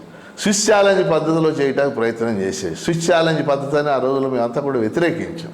కాబట్టి నా పాయింట్ ఏంటంటే ఇక్కడ 5 సంవత్సరాలు కూడా చంద్రబాబు నాయుడు మౌలిక అంశాలు అంటే వ్యవసాయం, ఈ రాష్ట్రంలో వ్యవసాయ ఆధారిత పరిశ్రమలు 13 జిల్లాల్లో ఏ రకమైన పరిశ్రమలు పెట్టాలి, ఇది ఆలోచించకుండా కేవలం అమరావతి పేరుతో ఈ రాజధాని చుట్టే తిప్పాడు. అందుకనే ఇక ఏం మాట్లాడితే ఏం చెప్తారంటే కియా కార్ల ఫ్యాక్టరీ అనంతపురంలో పెట్టాడు. కియా కార్ల ఫ్యాక్టరీకి నేను వెళ్ళాను, అక్కడ అంతా కలిసి 1000 మంది కూడా ఉద్యోగాలు చేయటం. కాబట్టి పాయింట్ ఇక్కడ ఆయన మౌలిక రంగాలు, వ్యవసాయ రంగం, వీటిని అలాగే నీటిపారుదల రంగం, వీటిని డెవలప్ చేయడానికి తగినంత ప్రయత్నం చేయాలి. నిజంగా ఆయన చేసిండి మరి ఎందుకు ఓడిపోయాడు? ఓడిపోవడం కూడా దారుణంగా కదా. నిజంగా రాష్ట్రాన్ని అంత భయంకరంగా ఆయన అభివృద్ధి చేసి ఉంటే 175 సీట్లలో ఆయన రావాలి కదా మెజార్టీ. కాబట్టి పాయింట్ ఇక్కడ ఆయన 5 ఏళ్ళు కూడా ఒక నియో లిబరల్ మోడల్, రాజధాని ఈక్వల్ టు రియల్ ఎస్టేట్. జరిగింది ఏంటంటే రియల్ ఎస్టేట్ వ్యాపారం జరిగింది 5 ఏళ్ళు. ఇప్పుడు మన అందరం మానసిక స్థితి అదే చేసేది. ఇప్పుడు ఏమంటున్నారు, ఈ ఏరియాలో చాలామంది గుంటూరు, విజయవాడ, కృష్ణా ఈ ప్రాంతాల్లో మా భూముల ధరలు పడిపోయినాయి, మా ఫ్లాటుల ధరలు పడిపోయినాయి, మా అపార్ట్మెంట్ల నిర్మాణం జరగట్లా. అది రాజధాని అంటే ఏంటి? ఒక పరిపాలనా వ్యవస్థ. అది దానికి వేల ఎకరాలు అవసరంలా. ఒక పరిపాలనా వ్యవస్థని ఒక 2-3 వేల ఎకరాల్లో 2,000 ఎకరాల్లో నిర్మించిస్తే మిగిలింది over a period of time. అది కాబట్టి అక్కడ ఏంటంటే ఆయన ఆ 5 ఏళ్ళు కూడా ఈ రకమైనటువంటి వ్యవహారం చేయటం బట్టి ఆయన ఓడిపోవటం జరిగింది. మీరు చెప్పారు సార్ 2,000 ఎకరాలు. ఆ ప్రాతిపదికన అసలు కృష్ణా గుంటూరు మధ్యలో నాగార్జున యూనివర్సిటీ ఆ ప్రాంగణంలో పెట్టుకొని చేసినట్లయితే కానీ అసలు రాజధాని 5 ఏళ్లలో పూర్తిగా నిర్మితం అయి ఉండేది కావచ్చు కదా. అసలు శివరామకృష్ణ కమిటీ అని వేసారు. అవును సార్. అంటే విభజన చట్టంలోనే ఏం చెప్పారంటే రాజధాని లేదు కాబట్టి ఓ నిపుణుల కమిటీ వేయమని, ఆ శివరామకృష్ణన్ కమిటీ అని వేసారు. శివరామకృష్ణన్ కమిటీ ఏం చెప్పింది కూడా చెప్పమనండి. అసలు ఆ కమిటీని బీరువాలో పెట్టి తాళం వేసేసారు. కమిటీ రిపోర్ట్ని ఆ కమిటీ చెప్పింది వేరు. మీరు మంచి భూముల్ని, సారవంతమైన భూముల్ని, ఇటువంటి వాటిని వాడొద్దని చెప్పింది ఆ కమిటీ. ఉండవల్లిలో భూములు ఏంటి, పెనుమాకలో భూములు ఏంటి, ఇవన్నీ కూడా పూలింగ్లో ఉన్నాయి కదా. సో జగన్మోహన్ రెడ్డి గారు గత 5 సంవత్సరాల్లో రాష్ట్రాన్ని అభివృద్ధి చేశారని మీరు భావిస్తారా? జగన్మోహన్ రెడ్డి గారు పాదయాత్ర సందర్భంగా ఇచ్చినటువంటి హామీలు, పాదయాత్ర సందర్భంగా ఆయన మాట్లాడిన తీరు చాలామంది ప్రజలు చాలా ఆకాంక్షలు వ్యక్తం చేశారు. ఈయన వస్తే మనకు మంచి జరుగుద్ది అని భావించారు. ఇప్పుడు మన కళ్ళ ముందు చరిత్ర కనపడుతుంది. 2019 మే 31న ఆయన ప్రమాణ స్వీకారం చేశారు. ఇప్పుడు రేపు మళ్ళీ ఎలక్షన్లకు వెళ్ళబోతున్నాడు. ఈ 5 ఏళ్లలో ఏమిటి ఆయన చేసింది? ఇది కూడా నియో లిబరల్ మోడల్. ఆయన చేసిన పని ఒకటే ఒక పని. ఏమిటి ఆ పని? ఆయన భాషలో చెప్పాలంటే బటన్ నొక్కుడు. అది టెక్నికల్ భాషలో చెప్పాలంటే డీబీటీ అంటే డైరెక్ట్ బెనిఫిట్ ట్రాన్స్ఫర్. అంటే ప్రత్యక్ష నగదు బదిలీ పథకం. ఇది ఆయన చేసింది. ఇది ప్రపంచ బ్యాంక్ స్కీమ్. కానీ ప్రశ్న ఏంటంటే ఈరోజు జగన్మోహన్ రెడ్డి గారు చేసింది ఒక్క పని మాత్రమే, కానీ అభివృద్ధికి ఇది సరిపోదు కదా. ఇందాక మనం అభివృద్ధికి కొన్ని నిర్వచనాలు అవును ఇచ్చుకున్నాం. సార్. ఒక పక్క రాష్ట్రంలో ఆర్థికాభివృద్ధి జరగాలి, రెండో పక్క పరిశ్రమలు రావాలి, నిరుద్యోగం పోవాలి, మూడో పక్క వ్యవసాయం అభివృద్ధి చెందాలి, నాలుగో పక్క మానవాభివృద్ధి జరగాలి, ఐదో పక్క ఇంక్లూజివ్ గ్రోత్ జరగాలి. అలా ఈ 5 ఏళ్లలో ఏం జరిగింది? ఆయన పెట్టిన ఒక పరిశ్రమ చెప్పండి మీరు. ఒక పరిశ్రమ, ఇదిగో ఈ పరిశ్రమ పెట్టాడు ఈయన, దీనివల్ల మనకి ఇన్ని ఉద్యోగాలు వచ్చినాయి, అది విశాఖపట్నంలో కావచ్చు, ఇంకో చోట కావచ్చు. ఒక పరిశ్రమ మీరు చెప్పండి, చెప్పలేరు. అట్లాగే అనేక చిన్న చిన్న ప్రాజెక్టులు, పెద్ద పెద్ద ప్రాజెక్టులు రాష్ట్ర వ్యాప్తంగా ఉన్నాయి. వాటిని పూర్తి చేస్తే కొన్ని, ఇప్పుడు ఉదాహరణకి ఉత్తరాంధ్రలో ఉత్తరాంధ్ర సుజల స్రవంతి అని ఉంది, రాయలసీమలో అంద్రీనీవా అని ఉంది, గాలేరు నగరి అని ఉంది. అటన్నిటికంటే ముఖ్యం మనకి ప్రకాశం జిల్లాలో మనకి వెలిగొండ ప్రాజెక్టు ఉంది. అది ఒక సొరంగం తవ్వాలి. అది తవ్వి పూర్తి అయిపోతే 3 లక్షల ఎకరాలకు నీళ్ళు వస్తాయి. ఇప్పుడు మన జిల్లాలో మనం మాచర్ల దగ్గర మనకి వరికిపూడి సెల అని చెప్పేసి ఉంది. అది కనుక పూర్తి అయితే 12 లక్షల ఎకరాలకు నీళ్ళు వస్తాయి. మన గుంటూరులో గుంటూరు ఛానల్ అని ఉంది. అది కనుక తవ్వుంటే 60,000 ఎకరాలకు నీళ్లు, 60 గ్రామాలకు మంచినీళ్ళు వచ్చి. అంటే వీటి మీద కూడా ఫోకస్ లేదు. దాంతో ఏమైంది? ఇవాళ రాష్ట్రంలో గత 5 ఏళ్లుగా కొత్తగా ప్రారంభించిన పరిశ్రమలు లేవు, కొత్తగా ప్రారంభించిన ఐటీ రంగానికి సంబంధించిన ఇనిషియేటివ్స్. ఐటీ రంగం కదా ఇవాళ కీలకం. ఐటీ రంగానికి సంబంధించినటువంటి చొరవ, ఇగో మీకు ఈ పలానా దీన్ని తిరుపతిలో చేద్దాం అభివృద్ధి, లేదా హిందూపూర్లో చేద్దాం, లేదా గన్నవరంలో చేద్దాం, కొన్ని ప్లానింగ్ ఉండాలి కదా. కొత్తగా వచ్చిన ఒక్క ఇండస్ట్రీ కూడా లేదు. సో పారిశ్రామిక అభివృద్ధి జరగలేదు. మౌలిక వసతులు ఎంత ఘోరం అంటే రోడ్లు ముఖ్యంగా ప్రజలు విలపిస్తున్నారు. నేను ప్రత్యక్షంగా ఇప్పుడు శ్రీకాకుళం అనే ఊరు వెళ్ళాలంటే శ్రీకాకుళానికి రైల్వే స్టేషన్ ఉండదు. ఆముదాల వలస అనే చోట దిగాలన్నమాట. దాని శ్రీకాకుళం రోడ్డు దిగి శ్రీకాకుళం 12 కిలోమీటర్లు. ఈ 12 కిలోమీటర్ల రోడ్డులో గత 4 ఏళ్లుగా 100 గోతులు. ఈ మెయిన్ రోడ్లు ఇవన్నీ కూడా ఒక్క జాతీయ రహదారులు తప్పితే ఒక్క రాష్ట్ర రహదారి కూడా తిన్నంగా లేదు. మరి ఏమిటి మనం సాధించింది? రోడ్లు లేవు, మౌలిక వసతులు లేవు, పరిశ్రమలు లేవు, ఎంప్లాయ్మెంట్ జనరేషన్ లేదు. ఒకే ఒక మార్గంతో ఎక్కడైనా అభివృద్ధి జరుగుద్దా? బటన్ నొక్కుడు తప్ప రైట్ దాని రోజులకి వెళ్తున్నా. వాస్తవం చెప్పాలంటే ఈ బటన్ నొక్కుడు కరోనా టైంలో ప్రజలకు ఉపయోగపడింది. దాన్ని మనం అంగీకరించాలి. కరోనా మీకు తెలుసు కదా, 2020-2021లో కరోనా టైంలో ప్రజలకు పనేమి లేని టైంలో ఈ బటన్ నొక్కుడు ఉపయోగపడింది. కానీ అదే ఇక నాకు సింగిల్ పాయింట్ ప్రోగ్రామ్ ఇది ఎవరు కూడా హర్షించటంలా. ఆయన బలపరిచే వాళ్ళు కూడా హర్షించట్లా, పైకి చెప్పలేకపోతున్నారు అంతే. అందుకని జగన్మోహన్ రెడ్డి గారు ఇందాక మనకు అనుకున్నామే, ఆయన ఎంచుకున్న అభివృద్ధి నమూనా సింగిల్ పాయింట్ ప్రోగ్రామ్. ఏమిటది? బటన్ నొక్కుడు. అది చాలదు. దాంతోపాటు పరిశ్రమలు కావాలా, రోడ్లు కావాలా, మౌలిక వసతులు కావాలా, ఎంప్లాయ్మెంట్ జనరేషన్ కావాలా, నీటిపారుదల రంగంలో ప్రాజెక్టులు కావాలా. మీకు ఒక్కటే ఉదాహరణ చెప్తున్నాను, ఎందుకంటే నా దగ్గర ఎన్ని స్టాటిస్టిక్స్ నేను మాట్లాడుతూ ఉంటాను శాసన మండలిలో. గత 4 ఏళ్లలో నీటిపారుదల రంగానికి బడ్జెట్లో 62,000 కోట్లు కేటాయించారు. ఖర్చు చేసింది 32,000 కోట్లు. కేటాయించిన మేరకు కూడా ఖర్చు చేయలేదు. హాఫ్ ఖర్చు.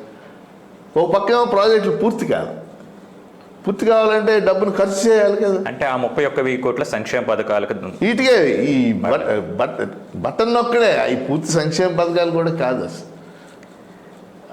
దానివల్ల ఆయనకి నష్టం, ఇటు రాష్ట్రానికి నష్టపోయింది. రాష్ట్రం పారిశ్రామికంగా ఎంప్లాయ్మెంట్ జనరేషన్ పరంగా ముందుకు వెళ్ళడానికి అవకాశం లేకుండా పోయింది ఆయన మోడల్కి సంబంధించి. అందుకని ఈ 10 ఏళ్లలో మన రాష్ట్రం యొక్క దురదృష్టం ఏంటంటే, ఆయన ఒక ఎక్స్ట్రీమ్ తీసుకున్నాడు, రాజధాని చుట్టే తిప్పాడు సినిమా మొత్తం. ఈయన ఒక ఎక్స్ట్రీమ్ తీసుకున్నాడు, ఈ డీబీటీ చుట్టే తిప్పాడు. డీబీటీ అంటే బటన్ నొక్కుడు చుట్టే తిప్పాడు సినిమా మొత్తం. ఈ మధ్యలో ఇంకా చాలా ఉంటాయి అనేది మరి ఎందుకని వాళ్ళిద్దరికి తట్టలేదో నాకు అర్థం కాదు. సార్, గత 10 ఏళ్లలో అసలు అభివృద్ధి జరగలేదు అంటున్నారు. అప్పులు మాత్రం బ్రహ్మాండంగా చేశారు రాష్ట్రం తరఫున. సార్, సుమారుగా ఎన్ని లక్షల కోట్ల అప్పు ఉండదు సార్ ఇప్పుడు మన రాష్ట్రం మీద? రాష్ట్రం ఆయన చేసినా ఏం చేసినా సుమారు 7 లక్షల కోట్ల అప్పు. అంటే సాధారణంగా ఆర్థిక వ్యవస్థలో అప్పులు చేయటం సహజం. అది కేంద్రం కూడా చేస్తుంది, అమెరికా కూడా అప్పులు చేస్తుంది, అప్పులు ఏ రాష్ట్రమైనా చేస్తుంది. కానీ ఈ అప్పులు ఇవన్నీ కూడా ఎఫ్ఆర్బిఎం నిబంధనలన్నీ ఉన్నాయి. ఎఫ్ఆర్బిఎం అంటాం, financial regulation and budgetary management. దాని ప్రకారం ఏంటంటే మొత్తం ప్రతిపాదించిన దాంట్లో 3% మించకూడదు అనమాట. కానీ వీటన్నిటినీ మించి రకరకాల రూపాల్లో రకరకాల పేర్లతో అప్పులు చేసి అభివృద్ధి సాధించాలంటే ఇప్పుడు ప్రాజెక్ట్ కట్టామనుకోండి, అప్పు తెచ్చి ఆ ప్రాజెక్టు వల్ల ఫలితాలు వస్తాయి మనకి, అంతే కదా. ప్రాజెక్ట్ పూర్తి అయింది అనుకోండి, రైతులకి పంటలు పండుతాయి, దాని ద్వారా ఆదాయం వస్తుంది, ఆ అప్పుకి ఒక అర్థం ఉంది. అసలు ఏమీ లేకుండా అప్పులు తెచ్చేసి బటన్ నొక్కుడు అంటే అది ఎట్లా జరుగుతుంది చెప్పండి. అసలు ఈ క్రానిక్ క్యాపిటలిజం అంటే ఏంటి?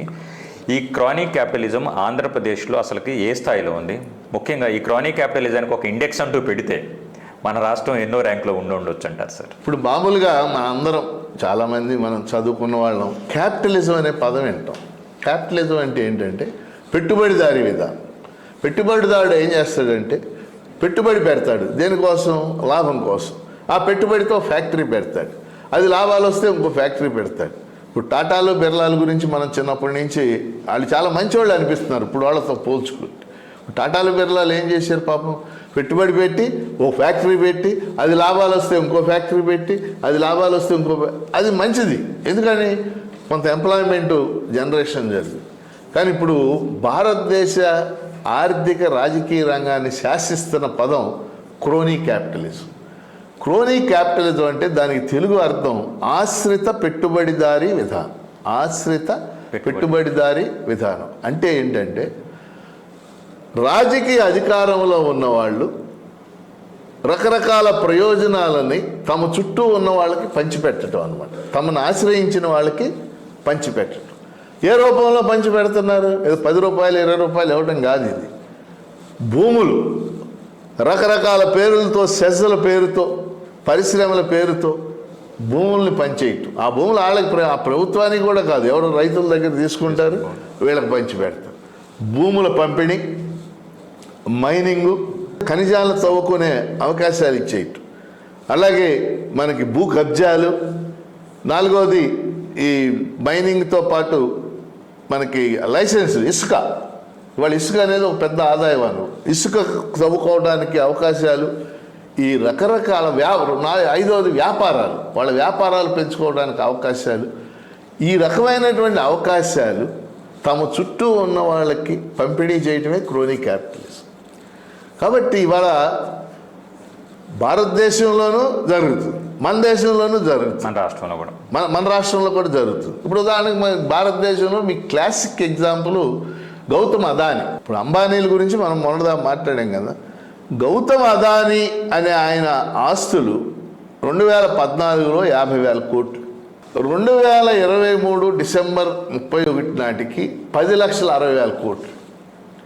50,000 కోట్లు ఎక్కడ, 10,60,000 కోట్లు ఎక్కడ?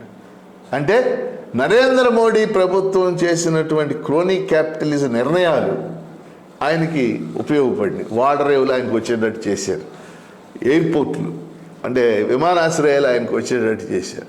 ఇప్పుడు ఆయన మన ఆంధ్రాలో కూడా ఎంటర్ అయిపోయాడు కదా.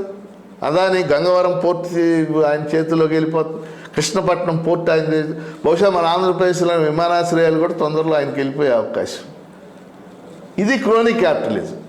అయితే మనం అర్థం చేసుకోవాల్సింది ఏంటి, మన బాధ ఏంటంటే మన రాష్ట్రానికి సంబంధించి మన రాష్ట్రంలో అధికారంలో ఉన్నటువంటి ప్రధాన 2 రాజకీయ పార్టీలు కూడా క్రోనీ క్యాపిటలిజాన్ని అనుసరించి అభ్యర్థులను ఎంపిక చేస్తారు. అది మనకు వచ్చిన బాధ. ఉదాహరణకి అభ్యర్థులు, నువ్వు ఎంత ఖర్చు పెడతావు? లోక్సభకు అయితే నువ్వు 100 కోట్లు ఖర్చు పెట్టగలవా? శాసనసభకు అయితే 20-30 కోట్లు ఖర్చు పెట్టగలవా? ఇది క్రోనీ క్యాపిటలిజం. అని నువ్వు 100 కోట్లు ఖర్చు పెడితే దాని అర్థం ఏంటి? నువ్వు 200 కోట్లు సంపాదించుకో, మాకు ఖర్చు పెట్టి నువ్వు సంపాదించుకో. కాబట్టి వాళ్ళు ఏం చేస్తున్నారు? ఇప్పుడు భారత రాజ్యాంగం ఏం చెప్పింది? లోక్సభకు పోటీ చేయాలంటే భారతీయ పౌరుడై 25 ఏళ్ల వయసు ఉంటే చాలు. ఇప్పుడు మీరు దాని ప్రకారం మీరు చేయొచ్చు, నేను చేయొచ్చు, మనందరం చేయొచ్చు. అని చేయగలమా మనం? మీరు పోటీ చేయగలరా? నేను పోటీ చేయగలరా? మనం కాదు, అనేక మంది సామాజిక కార్యకర్తలు ఉన్నారు, సేవా తత్పరులు ఉన్నారు. రాజకీయ పార్టీల్లోనే నిజాయితీ, తెలుగుదేశంలో అనేక మంది నిజాయితీ కలిగిన వాళ్ళు ఉన్నారు, వైసీపీలో కూడా మంచి వాళ్ళు ఉన్నారు. వాళ్ళు ఎవరు నిలబెడతలేదు వీళ్ళు. ఎక్కడెక్కడో అమెరికా నుంచి ఆయన ఈ పొద్దున్నే దిగుతాడు అన్నమాట. ఎన్ఆర్ఎస్ దిగంగానే ఎన్ఆర్ఐ ఏమిటా ఆయనకున్న ఏకైక అర్హత 70 కోట్లు 100 కోట్లు ఖర్చు పెడతాడు. ఓడితే ఓడంగానే విమానం ఎక్కుతాడు, గెలిస్తే అడ్రస్ ఉండడు. కాబట్టి ఇది న్యాయమా? ఇది ప్రజాస్వామ్యమా? డాక్టర్ అంబేద్కర్ ఆశించిన ప్రజాస్వామ్యం ఇదేనా? అంబేద్కర్ ఏమన్నాడు? సాధారణ మనిషి కూడా ఎన్నికల్లో పోటీ చేయగలగాలి, ఒక పేద కార్యకర్త కూడా ఎన్నికల్లో పోటీ చేయగలగాలి.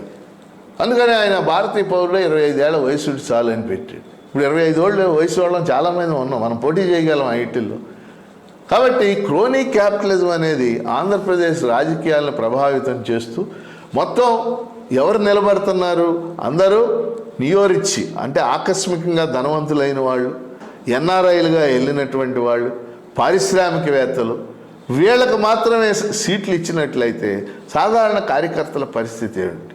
చాలా నియోజకవర్గాల్లో ఇప్పుడు టికెట్లు అలాట్ చేసిన చోట్ల కూడా చాలా నియోజకవర్గాల్లో కార్యకర్తలు ఆవేదన చెందుతాం. రోజు పేపర్లు 2 పేపర్లో చదువుతున్నాం. అవును సార్. 2 పేపర్లో ఈ పార్టీ గురించి ఓ పేపర్, ఆ పార్టీ గురించి ఓ పేపర్ రాస్తాం. 2 పేపర్లో చదువు. ఎందుకు ఆవేదన చెందాలి? నువ్వు పేదవాడిని నిలబెట్టు, నీ కార్యకర్తను నిలబెట్టు. నువ్వు ప్రతిపక్షంలో ఉన్నప్పుడు తన్నులు తిన్నోడిని నిలబెట్టు, నువ్వు ప్రతిపక్షంలో ఉన్నప్పుడు కేసులు పెట్టుకున్నోడిని నిలబెట్టు. ప్రజలతో వాళ్ళకి సన్నిహితమైన సంబంధం ఉంటుంది. కానీ ఆ పని ఆంధ్రప్రదేశ్ రాజకీయాలు చేయట్లా. గత 20-30 ఏళ్ళుగా ఆంధ్రప్రదేశ్ రాజకీయాలు క్రోనీ క్యాపిటలిజం చేత ప్రభావితం అవుతున్నాయి. నిజమైన కార్యకర్తలు ఎన్నిక కావాలంటే ఈ క్రోనీ క్యాపిటలిజం పద్ధతులు పోవాల్సిన అవసరం ఉందనేది మనకున్న అభిప్రాయం. సార్, అసలుకి ఇప్పుడు ఎలక్షన్స్ నెక్స్ట్ మంత్ ఉన్నాయి కాబట్టి ఆంధ్రప్రదేశ్లో ఇప్పుడు ఈ 3 పార్టీలు పొత్తు నైతికమైనది అంటారా? అసలు ఆంధ్రప్రదేశ్లో ఏం జరగాలనుకుంటున్నారు? దీనికి ప్రభుత్వాలు ఏం చేయాలి? వాటిని ఎన్నుకునే ప్రజలు ఏం చేయాలంటారు సార్? అంటే ఇప్పుడు మనకి పిక్చర్ క్లియర్ అయింది. ఇప్పుడు ఆంధ్రప్రదేశ్లో 175 శాసనసభ స్థానాలు ఉన్నాయి, 25 లోక్సభ స్థానాలు. ఎవరు ఎలా నిలబడబోతున్నారు క్లియర్ అయిపోయింది. మొదటిది వైఎస్ఆర్ కాంగ్రెస్ పార్టీ. తను సింగిల్గానే నిలబడతా ఉన్నాడు. ఆయన మొత్తం చేస్తున్నాడు. ఆయన దగ్గర సమస్య ఏంటంటే, మొదటి సమస్య బటన్ నొక్కుడు తప్పితే ఇతర కార్యక్రమాలు చేయకపోవడం, అభివృద్ధి దృక్పథం పూర్తిగా లోపించడం. రెండో సమస్య ఏంటంటే ఆయనతో కేంద్రం మీద ఎలాంటి ఒత్తిడి తేలేకపోవటం. మూడో సమస్య ఏంటంటే ఒక ప్రజాస్వామ్యయుతమైనటువంటి ధోరణి లేకపోవడం. జగన్మోహన్ రెడ్డి గారి దగ్గర ఉన్నటువంటి ప్రధాన లోపం ఏంటంటే, రాజశేఖర రెడ్డి గారిని చూశాను. ఆయన్ని నేను 28 నెలల్లో 24 సార్లు కలిశాను రకరకాల ఇష్యూస్ మీద. ఆయన ఎమ్మెల్యేలని, ఎమ్మెల్సీలని, యూనియన్ నాయకుల్ని, రకరకాల నాయకుల్ని, మేధావుల్ని అందరినీ ప్రత్యేకంగా టైం ఇచ్చి పిలిపించుకున్నాం. జగన్మోహన్ రెడ్డి గారు కలవటం అనేది లేదు. కలవటం వల్ల ఆయనకి ఫీడ్బ్యాక్ వస్తుంది. మనుషుల దగ్గర నుంచి ఫీడ్బ్యాక్ రావాలి కదా, అనేక మందిని కలవటం వల్ల వస్తుంది. సార్, ఇక్కడ ఒక చిన్న ఇది ఓదార్పు యాత్ర చేసేటప్పుడు జగన్మోహన్ రెడ్డి గారు రాష్ట్ర వ్యాప్తంగా పర్యటించి గడప గడపకు వెళ్ళి ప్రజల్లో మమేకమైన వ్యక్తి. మరి అధికారం ఈ మధ్య వినిపిస్తున్న మాట ఏంటంటే, ప్రత్యర్థులు కావచ్చు, ఎవరన్నా కావచ్చు, జగన్మోహన్ రెడ్డి గారిని రీచ్ అవడం చాలా కష్టంగా ఉందని. ఆయనకు అప్పుడు అదే ప్లస్ అయింది. నేను కూడా వ్యవస్థలో, రాజకీయ వ్యవస్థలో ఉన్నా కదా ఒక ఎమ్మెల్సీగా. న్యాయంగా నేను ఎన్నిసార్లు కలవాలి ఆయన్ని ఈ 4 ఏళ్లలో? ఆయన గెలిచిన కానీ నేను ఎమ్మెల్సీగానే ఉన్నాను. ఆయన గెలిచేసరికి ఎమ్మెల్సీగా ఉన్నా, ఇంకా ఉన్నాను.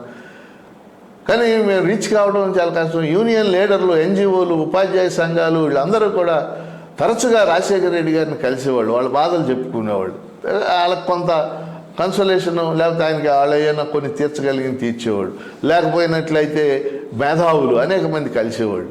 సో అది ఒక నష్టానికి కాదు. కాబట్టి ఫస్ట్ పాయింట్ రీచ్ కాకపోవటం, జనాన్ని రీచ్ కాకపోవటం. రెండో పాయింట్ అభివృద్ధి దృక్పథం లోపించటం. మూడో పాయింట్ ఆయన కేంద్రం మీద ఒత్తిడి తేలేకపోవటం. ఇవన్నీ ఆయన వైపు.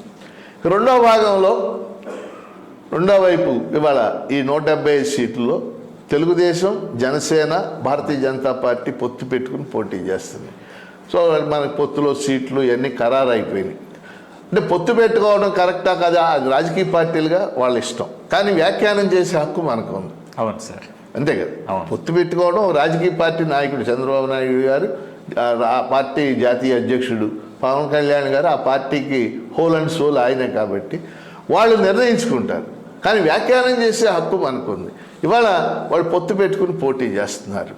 సరే గెలుస్తారా లేదా వేరే చర్చ. కానీ ఈ రాష్ట్రానికి సంబంధించి తీవ్రమైనటువంటి ద్రోహం చేసిన నరేంద్ర మోడీతో ఎలా పొత్తు పెట్టుకుంటారు? పైగా ఎన్డీఏ ఎలియన్స్లో చేరిపోయారు. పొత్తు కూడా కాదు, ఎలియన్స్. అవును. సర్దుబాటు వేరు, పొత్తు వేరు, ఫ్రంట్ వేరు, కూటమి వేరు, ఎలియన్స్ వేరు. ఎన్డీఏ ఎలియన్స్లో చేరిపోయారు. సో ఈ రాష్ట్రానికి ఏం చేశాడు? ప్రత్యేక హోదా ఇచ్చాడా? లేకపోతే విభజన హామీలు అమలు చేశాడా? రాజధాని నిర్మాణానికి సహాయం చేశారా? లేకపోయినట్లయితే విశాఖ ఉక్కు కర్మాగారాన్ని ప్రైవేటీకరణ చెయ్యం అనే మాట ఇంతవరకు ఆయనతో అనిపించలేకపోయారు కదా. అవును సార్. ఇలాంటి పార్టీతో, జాతీయ పార్టీతో మరి పొత్తు పెట్టుకోవడం మంచిదా చెడ్డదా అనేది చరిత్ర నిర్ణయిస్తుంది. గెలవడం వాడటం కాదు ఇక్కడ నా పాయింట్. రాష్ట్ర ప్రయోజనాలకి గెలవచ్చు, వాడవచ్చు, అది దాని గురించి మాట్లాడు. రాష్ట్ర ప్రయోజనాలకు సంబంధించిన విషయం కాబట్టి ఆ పొత్తు నా వరకు నేనైతే దాన్ని నేను సమర్థించను వ్యక్తిగతంగా. ఎందుకంటే అది బీజేపీని కలుపుకునే పొత్తు, అది ఏం జరుగుతుందో మనం చెప్పలేం. అది రాష్ట్ర ప్రయోజనాలను సంరక్షిస్తుందని కూడా నేను భావించుతాను. ఇక మూడోది, మన రాష్ట్రంలో కాంగ్రెస్ పార్టీ వైఎస్ షర్మిల గారు ఆవిడ లీడర్ అయిన తర్వాత, పిసిసి అధ్యక్షురాలు అయిన తర్వాత దానికి కొత్త ఊపు వచ్చినట్టు కనపడదు. కాబట్టి కాంగ్రెస్ పార్టీ గెలుస్తామో వాడతామో అనే దాని నిమిత్తం లేకుండా జాతీయ స్థాయిలో ఇండియా అనే కూటమి కొంత లూజ్గా ఏర్పడింది. అంటే జాతీయ స్థాయిలో ఇండియా కూటమి కూడా అల్లాళ్ళకి అనేక వైరుధ్యాలు ఉన్నాయి. అయినా మొత్తం మీద సర్దుబాట్లు చేసుకుంటూ ప్రయత్నం.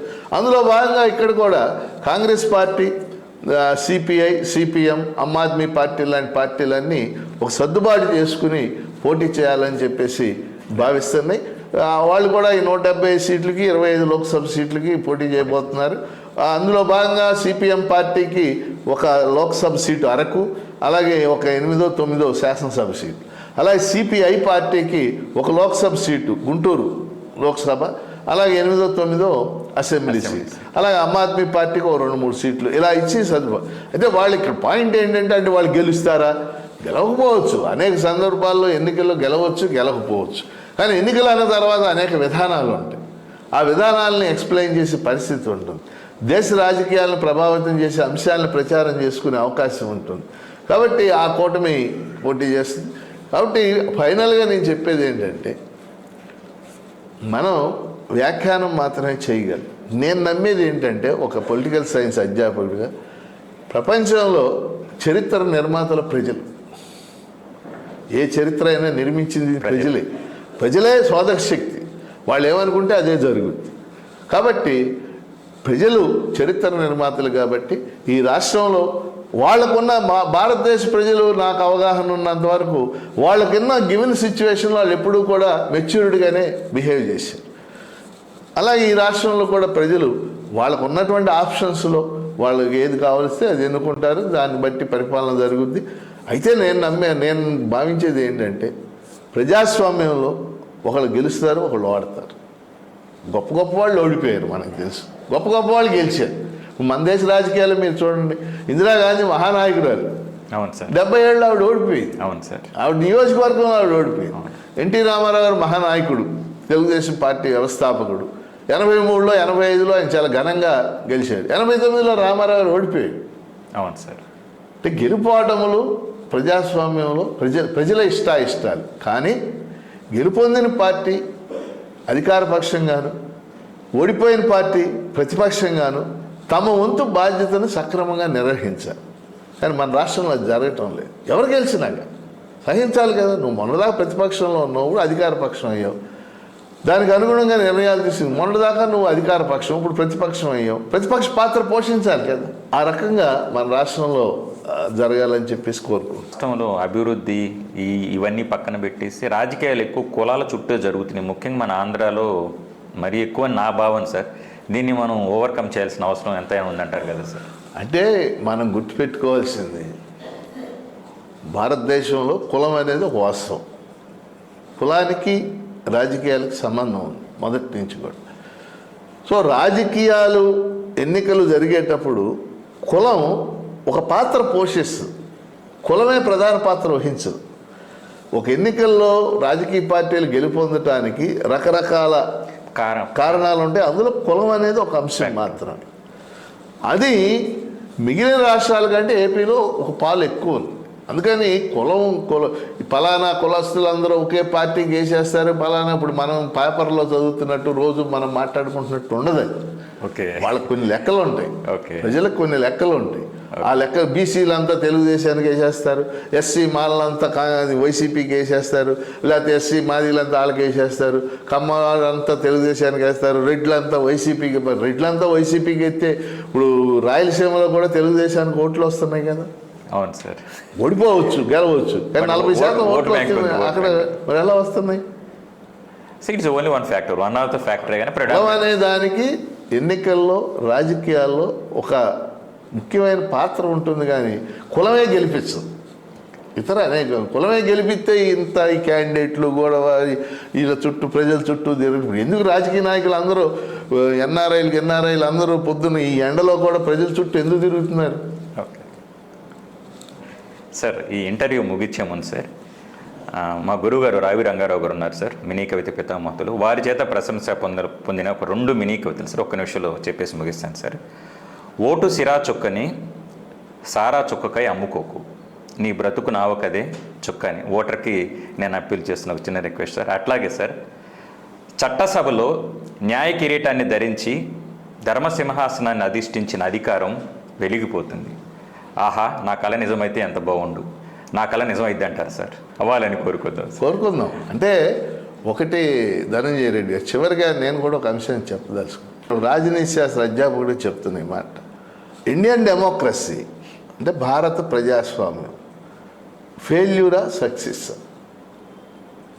అది మనం చెప్పాలి అంటే మన ప్రజాస్వామ్యాన్ని అభివృద్ధి చెందిన దేశాల ప్రజాస్వామ్యంతో పోల్చకూడదు. అంటే బ్రిటను, ఫ్రాన్సు, జర్మనీ మనకంటే 200 ఏళ్ళు ముందు. మనలాగా స్వాతంత్ర్యం పొందిన దేశాలు 150 ఉన్నాయి ప్రపంచం. అంటే మనం పొందినప్పుడు అక్కడ చాలా దేశాల్లో, 40 దేశాల్లో ఇప్పటికీ రాజరికం ఉంది. రాజులు పరిపాలిస్తారు. ఒక 50 దేశాల్లో నియంతలు ఉన్నారు. ఇప్పుడు బర్మా ఉంది మన పక్కన, నియంత పరిపాలిస్తాం. వాటితో పోల్చుకుంటే మనం ప్రజాస్వామ్యాన్ని అనుసరిస్తాం. 70 ఏళ్ళు గడిచినాయి. ఇప్పుడు ఇది 18వ లోక్సభ ఎన్నిక. 100 లోపాలు ఉన్నాయి. 100 లోపాలున్న భారత ప్రజాస్వామ్యం విజయవంతమైంది. ప్రజలు చెడ్డవాళ్ళు కాదు, ప్రజలు గొప్పవాళ్ళు. People are matured in India. Indian democracy is great. కానీ ఇది ఇంకా విజయవంతం కావాలంటే కొన్ని మార్పులు, చేర్పులు, వాటిని మనం ఎన్నికల సంస్కరణలు చాలా ఉన్నాయి. అవును సార్, అవి జరిగితే ఇంకా మరింత మెరుగు కావడానికి అవకాశం ఉంటుంది. మీరు చెప్పినట్టు జరగడానికి ఛాన్స్ ఉంటుంది. ఆంధ్రప్రదేశ్ అభివృద్ధి గురించి, విభజన హామీల గురించి సార్, ప్రత్యేక హోదా గురించి, పలు అంశాల పట్ల మీ విలువైన విశ్లేషణ అందించి జనాల్లో చైతన్యం కలిగించినందుకు మీకు ధన్యవాదాలు సార్.